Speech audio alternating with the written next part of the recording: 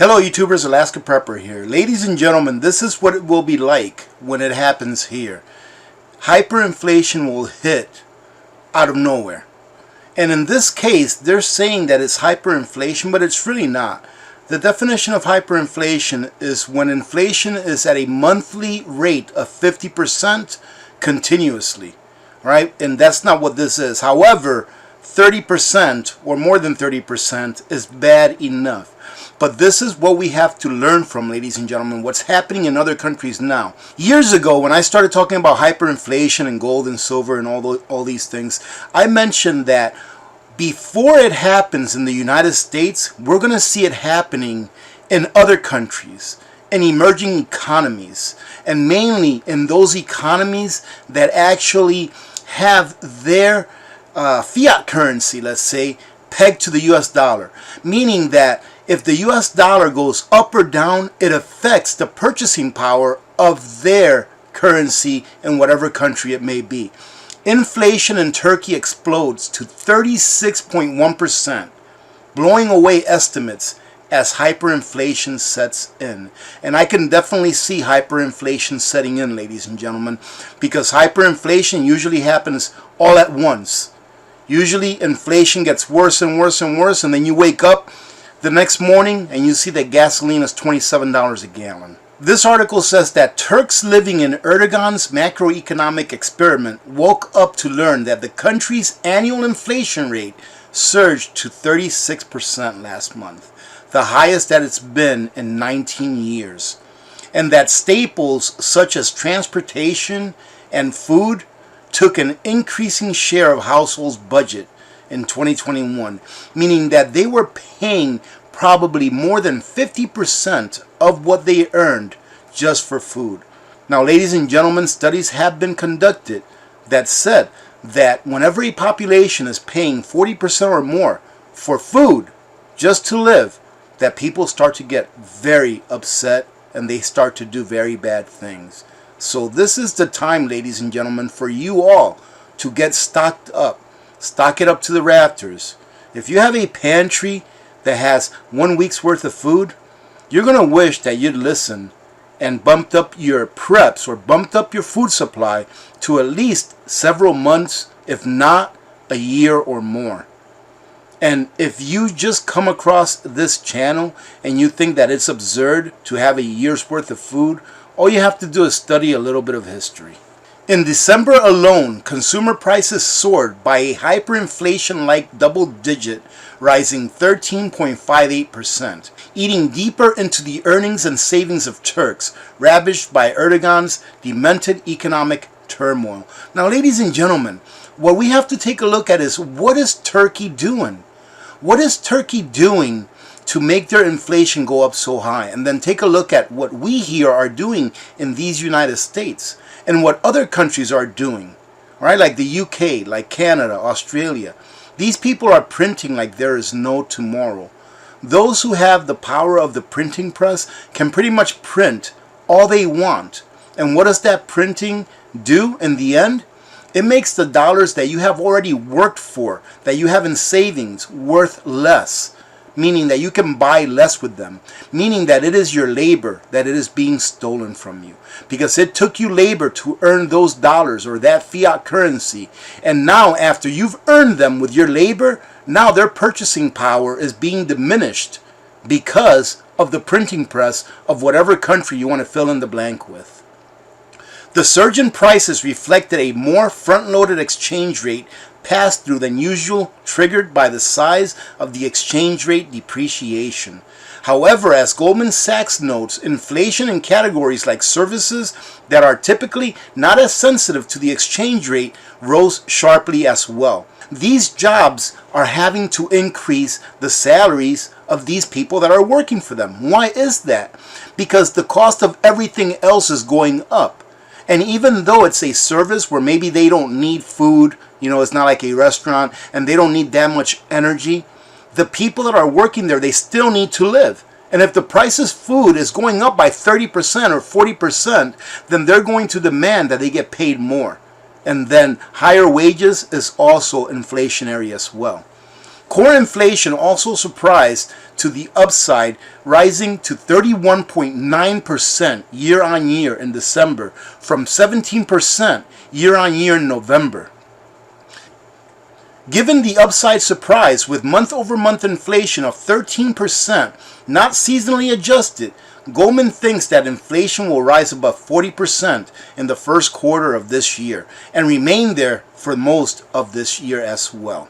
They continue to say that the explosion in prices is tied to the record drop in Turkey's lira, which lost 44% of its value last year as the central bank slashed interest rates under a drive by Erdogan to prioritize credit and exports over currency and price stability. It's what happens every single time, ladies and gentlemen, when central government dictates what the price of money is going to be by increasing or decreasing interest rates and or by borrowing too much money, the value of that fiat currency will start to spiral downward.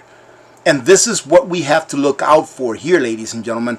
That is why I do these videos. This is happening in Turkey. What in the world does it have to do with the US, with the UK, with France, Spain, Canada, Australia? What does it have to do with any of these countries? It may not have to do very much, with the exception that these developing nations like Turkey or emerging markets, they may not be able to pay back loans that they took out in dollars because now it takes too many of their currency units in order to pay back the dollar loans that they took out. So it may be able to affect us in that way. But what I'm getting at here is that this is what we have to look at. This is what we have to learn from. That way we can see the signs ahead of time and start to prepare even more. If I knew that this was coming here tomorrow, what would I be doing? I would be buying everything that I could possibly buy that I know that I'm going to use in the next year or several years. And I would also be converting a lot of my fiat currencies into those things that preserve wealth. Some economists are predicting that inflation will reach as high as 50% by spring unless the direction of monetary policy is reversed, which, as Erdogan has made very clear, it won't be. And after the central bank is done blowing tens of billions of dollars, it doesn't have to keep the lira from cratering. We expect total currency and economic collapse. They continue to say that rates should be immediately and aggressively hiked because this is urgent. And ladies and gentlemen, that's the last thing that a government is going to do. They are not going to hike rates because that's suicide. Here in the United States, if they brought interest rates overnight to like 5%, which is still less than the average interest rate that we've usually had in the past decades. But if they brought it up to like 5%, the market would crash immediately the next day. It would be an immediate market crash. There would be a worldwide depression. They are in a catch-22, at least here in the U.S. The Federal Reserve and the government are in a catch-22. It doesn't matter what they do. Eventually, it's all going to come crashing down. The question is how long can they keep this up? How long can they continue to kick the can down the road? And what I would have to say to that is this.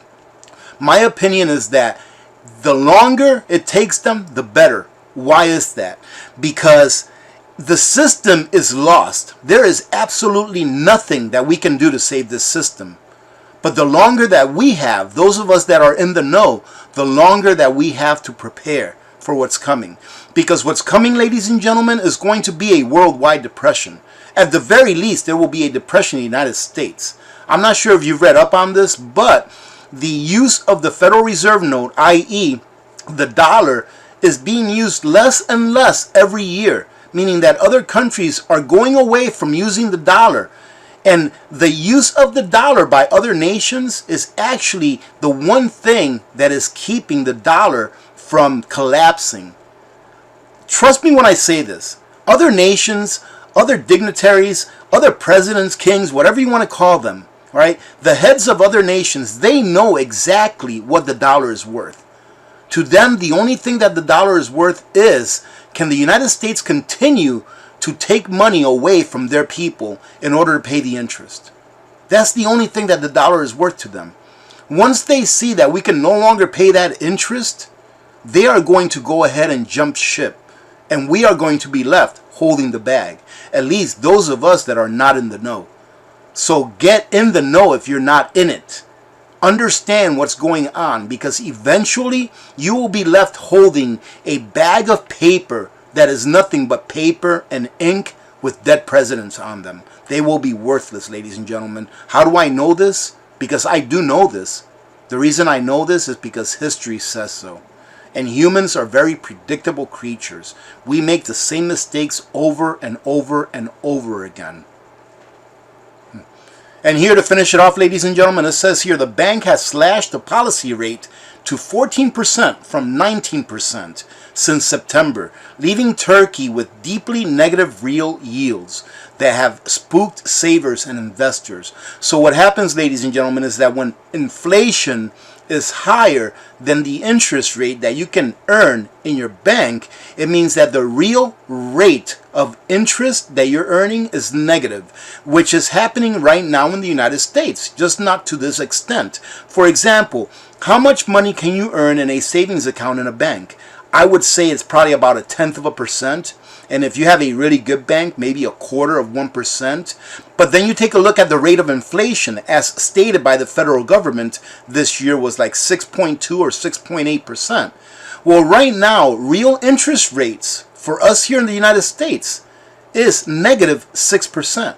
Because for every year that you leave your money in the bank, you're losing about 6% of the purchasing power of that money that you have in the bank.